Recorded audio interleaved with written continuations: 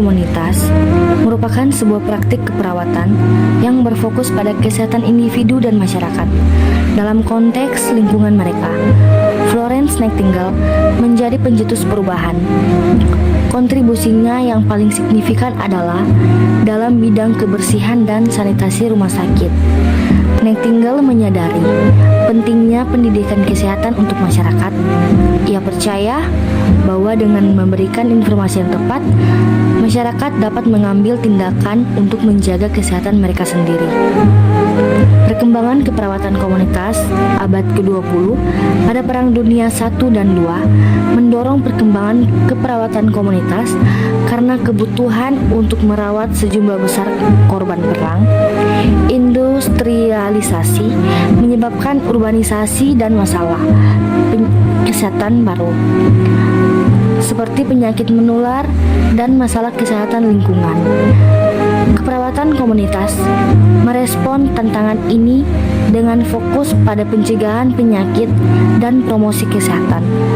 Hal ini mendorong perkembangan program-program kesehatan masyarakat yang melibatkan perawat komunitas.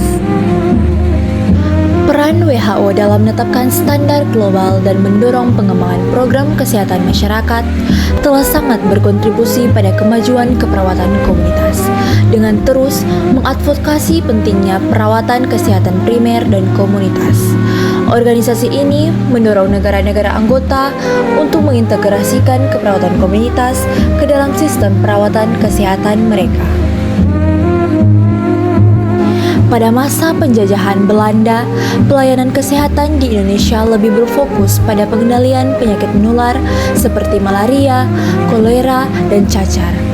Sehingga suster-suster Belanda dan Eropa lainnya berperan penting dalam memberikan pelayanan kesehatan kepada masyarakat, termasuk perawatan di rumah dan komunitas. Namun pelayanan ini seringkali terbatas pada kelompok tertentu dan belum bersifat menyeluruh. Setelah Indonesia merdeka, pemerintah menyadari pentingnya pelayanan kesehatan.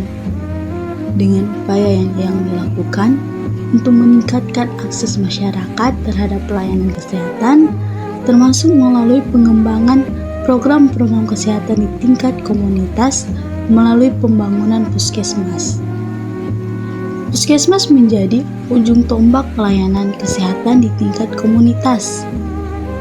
Perawat ditempatkan di puskesmas untuk memberikan pelayanan kesehatan dasar kepada masyarakat. Seiring berjalannya waktu, keperawatan komunitas mulai berkembang dengan berdirinya sekolah keperawatan pertama di Indonesia, yakni Sekolah Keperawatan Elizabeth Ziekenhuis yang didirikan pada tahun 1921 di Elizabeth Ziekenhuis yang sekarang RSUPN Cipto Mangunkusumo. RSCM merupakan rumah sakit terbesar dengan menggunakan nama seorang tokoh pergerakan nasional, yaitu Dr. Cipto Mangunkusumo.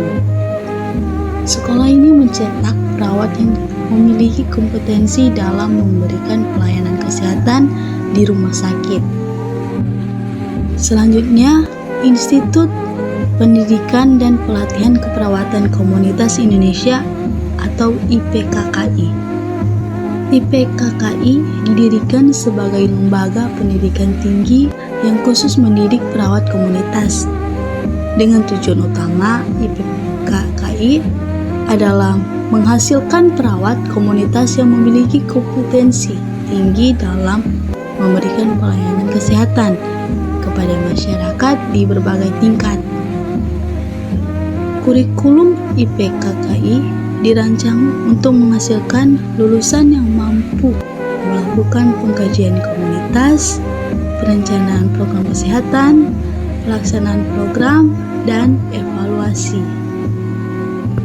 Pada masa penjajahan Belanda, pelayanan kesehatan di Sulawesi Utara lebih berfokus pada pengendalian penyakit tropis seperti malaria, demam berdarah, dan penyakit kulit.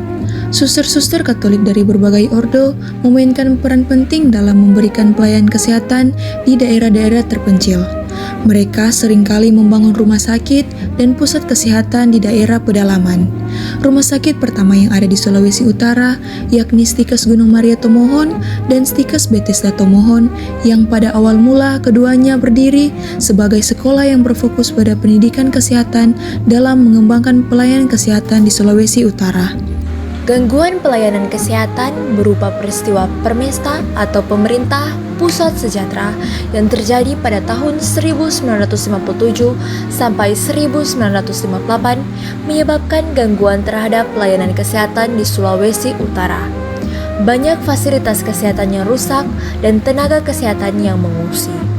Setelah konflik berakhir, upaya pemulihan pelayanan kesehatan dilakukan secara bertahap. Pemerintah dan organisasi kemanusiaan internasional bekerja sama untuk membangun kembali fasilitas kesehatan dan melatih tenaga kesehatan. Seiring dengan perkembangan pelayanan kesehatan, muncul kebutuhan untuk memperluas jaringan pendidikan keperawatan komunitas dengan IPKKI. IPKKI wilayah Sulawesi Utara didirikan dengan tujuan untuk meningkatkan kualitas pendidikan dan pelatihan perawat komunitas.